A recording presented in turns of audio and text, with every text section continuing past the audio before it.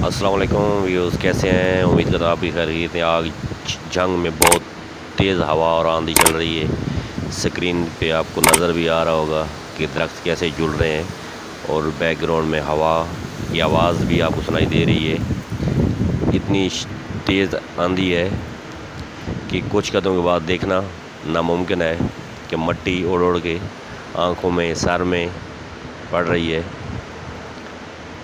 बस दुआ करें कि अल्लाह ताला बारिश अता फ़रमाए। ये दरख्तों की हालत देख लें, कितने दरख्त टूट चुके होंगे।